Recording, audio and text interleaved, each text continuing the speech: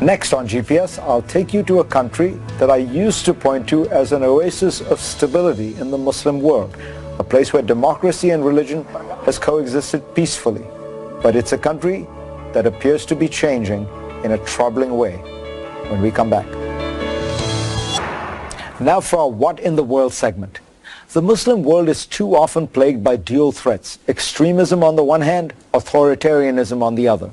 But the largest Muslim majority country in the world has long served as a rebuke to that narrative. I'm talking about Indonesia, a country where Muslim piety, pluralism, and democracy have coexisted for years. But things appear to be changing.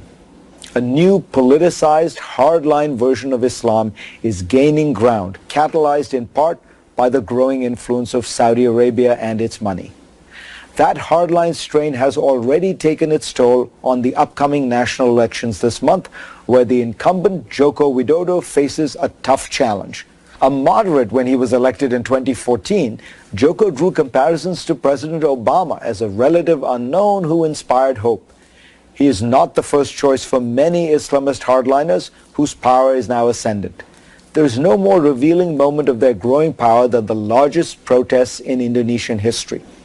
As the journalist Margaret Scott writes in the New York Review of Books, the unrest happened during the 2016 campaign for re-election of Jakarta's governor, whose nickname is Ahok.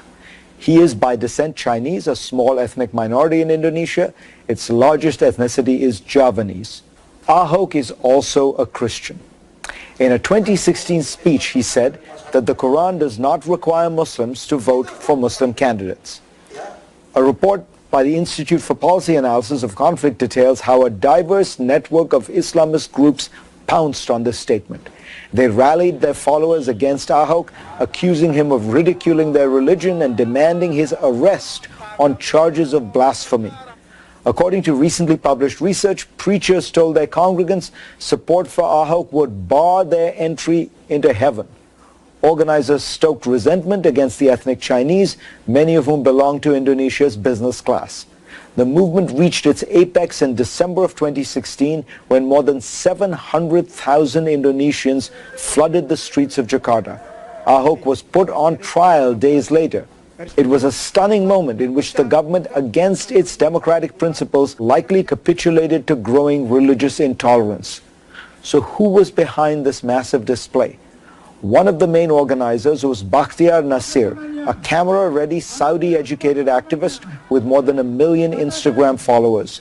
He represents the new guard of conservative Islam in Indonesia. He and his allies promote a puritanical version of Islam known as Salafism, which has spread through the Muslim world with the help of Saudi money. Through schools and the media, the goal is to transform Indonesian society for generations to come.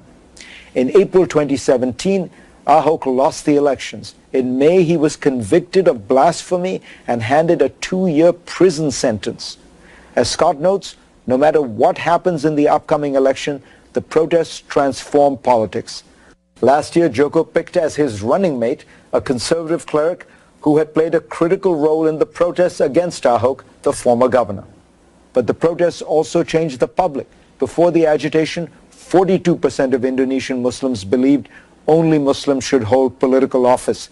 That's bad enough. Last year, well after the protests died down, it was more than 54%, according to the forthcoming research Scott cites. What all of this shows is that religion is emerging as a new fault line of identity politics in Indonesia, says Peter Mumford of the Eurasia Group. Indonesia has long been a moderate model in a chaotic, authoritarian, and dysfunctional Muslim world. These trends threaten all of that. Next on GPS,